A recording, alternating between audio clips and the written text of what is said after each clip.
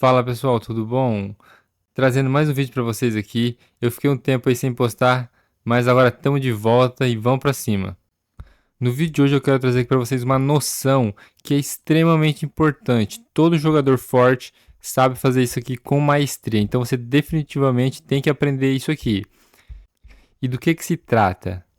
Basicamente é perceber quais peças você quer trocar e quais peças você quer manter no tabuleiro.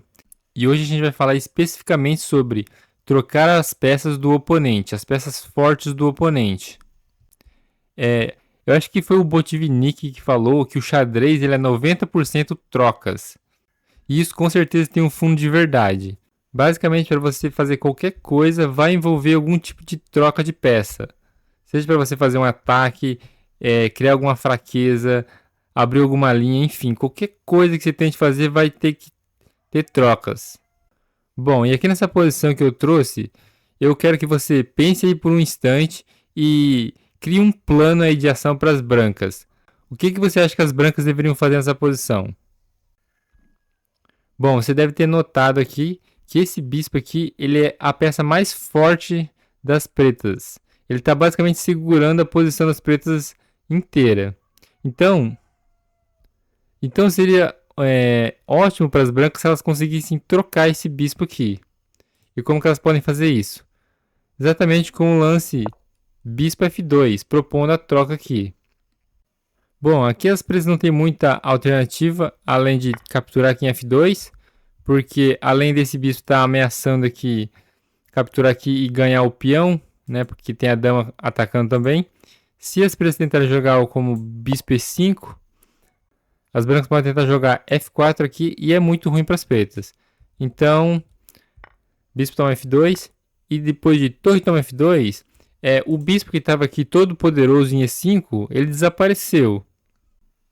E agora é fácil perceber como que todas essas fraquezas aqui nas casas escuras estão muito evidentes. Agora a dama pode se infiltrar aqui nessa diagonal, junto com o cavalo, criando um ataque aqui no rei inimigo.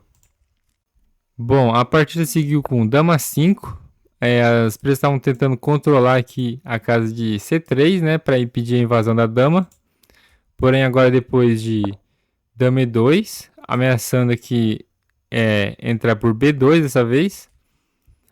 As pretas seguindo com F6, tentando bloquear um pouco a diagonal. As brancas jogaram dama B2, atacando aqui o peão de F7. As pretas jogam torre F8 para defender o peão com a torre. E agora, a continuação lógica é jogar G4, né? Expandir aqui. Já que o rei está todo enfraquecido, você vai tentar abrir a posição aqui com os peões. As pretas jogam H6, tentando impedir o avanço aqui de G5. Porém, as brancas jogam H4 para forçar o G5 de qualquer forma. E aqui isso já está criando vários temas, como por exemplo, o cavalo captura aqui em F7 ou em F6. Depois que a torre captura, G5, se aproveitando aqui da cravada que a torre não pode se mover. As pretas jogaram G5, tentando impedir aqui o avanço. Só que agora vem o lance F4, abrindo completamente a posição. Depois de G captura H4, cavalo F6 e aqui as brancas estão completamente ganhas. E vocês vão reparar que tudo isso aqui foi possível por causa desse lance aqui, bispo F2, trocando essa peça aqui, esse bispo que estava segurando a posição das pretas inteira. Sem esse bispo aqui, a posição das pretas desmorona. E é isso que você tem que perceber. Quando seu oponente tiver uma peça assim muito ativa, você tem que tentar trocar essa peça. Bom, aqui mais uma posição. E dessa vez eu também quero que você aí pense por um instante e crie aí um plano de ação para as brancas. O que você acha que as brancas devem fazer nessa posição? Bom, se você entendeu o que eu falei até agora, você vai perceber que esse cavalo aqui, ele é a peça mais ativa das pretas. Ele está controlando aqui casas muito importantes, casas escuras aqui, que impedem lances como, por exemplo, bispo A3, bispo E3. Além disso, ele impede que a dama venha para essa diagonal, que criaria uma bateria aqui muito poderosa aqui para se aproveitar dessas fraquezas aqui na ala do rei. Então aqui novamente seria ótimo para as brancas se elas conseguissem eliminar esse cavalo aí de C4. Por isso elas jogam o lance cavalo D1 aqui, com a simples ideia de jogar cavalo E3 e trocar esse cavalo. Aqui as pretas seguiram desenvolvendo com o bispo D7. Não tem como elas evitar essa ideia de trocar os cavalos. As brancas jogam cavalo E3, depois de B5, cavalo toma C4, peão toma C4 e agora dama D2. E a dama pode finalmente vir aqui para essa diagonal aqui para atacar aqui na ala do rei. Além disso, as brancas têm ideias como jogar bispo A3, atacando aqui a dama e o peão de D6, que está fraco. E aqui as brancas têm uma posição muito vantajosa, graças a essa ideia de trocar a peça mais ativa do oponente, que nesse caso aqui era o cavalo de C4.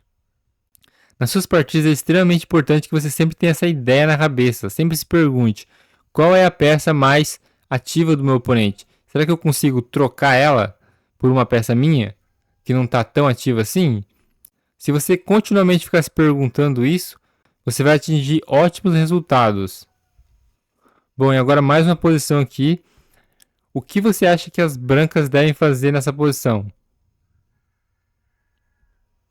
Bom, você deve ter percebido aqui que as brancas têm esse ótimo cavalo aqui em D6. Só que as pretas também têm esse cavalo aqui em D5, que também é uma peça muito boa. Afinal, ele também está num posto avançado aqui em D5. Ele não pode ser contestado por peões, o cavalo das pretas. Porém, ele pode ser contestado pelo bispo branco, diferentemente do nosso cavalo aqui, que não pode ser contestado pelo bispo das pretas. Ele só pode ser contestado pelo outro cavalo. Então, se as brancas eliminarem esse cavalo aqui, com o bispo captura D5, as brancas não só eliminam a peça mais ativa do oponente, como elas eliminam a única peça que pode desafiar esse cavalo aqui de D6. Aqui, independente de como as pretas capturarem o bispo, as brancas vão conseguir alguma vantagem. Se elas capturarem com o peão de C, as brancas vão conseguir esse peão aqui passado, que eventualmente vai poder avançar. Na partida, as pretas capturaram com o peão de C e o jogo continuou com torre de AC1, ativando a torre, apoiando o peão aqui que pode avançar. Seguiu dama C7. E agora G4. Bem parecido com aquele outro exemplo que a gente viu. Depois que a gente elimina aqui a peça ativa do oponente, a gente pode tentar criar aqui algumas possibilidades de ataque. Eventualmente, avançando aqui na ala do rei. As pretas jogaram F6. As brancas seguiram com F4. Preparando aqui um avanço F5. Seguiu B4. As brancas fazem a ruptura que elas estão buscando. F5. E captura F5. X captura F5. E aqui, agora, com essa captura aqui, a coluna de E foi aberta. E é impossível para as pretas tentarem controlar essa coluna aqui, graças ao cavalo, que controla a casa de E8. Então a coluna aqui é totalmente das brancas. Essa posição aqui das pretas, ela é sem esperança, praticamente. Por mais que o material esteja igualado, esse aqui está totalmente perdido já. Porque as peças brancas são tão melhores que eventualmente vai colapsar totalmente. Seguiu o bispo E8, as pretas não tem muito o que fazer. Seguiu torre 3, preparando para dobrar as torres e invadir ali na sétima fileira aqui, se possível. Torre D8. Cara, basicamente aqui, o melhor cenário para as pretas seria sacrificar aqui a torre e ganhar pelo menos um peão aqui pela qualidade. As brancas dobraram a torre aqui e eu não vou mostrar a continuação aqui, porque a posição é totalmente perdida já para as pretas. Mas o importante é esse lance aqui. Bispo captura D5, que você entenda esse conceito de eliminar as peças ativas do oponente. Assim como os outros exemplos, isso vai permitir que você faça o que você quiser. Aqui no caso também essa expansão G4 aqui que as brancas jogaram. Expandindo aqui na ala do rei, como no outro exemplo. Se você conseguir aplicar isso, se você constantemente se perguntar assim, qual é a peça mais ativa será que eu consigo eliminar? Cara, você vai ter ótimos resultados. Você vai perceber uma melhora muito grande na qualidade das suas partidas. Afinal de contas, todo jogador forte domina esse conceito. Bom, se você gostou do vídeo, deixa aquele like. Se você não é inscrito, se inscreve para continuar acompanhando os novos conteúdos aqui. Depois dessa pausa aí que eu teve de alguns dias sem postar vídeo, vou voltar aqui com tudo, postando vários vídeos aqui. Então se inscreve no canal. E se você quer melhorar o seu xadrez ainda mais, clica no vídeo que vai aparecer na tela final. Valeu!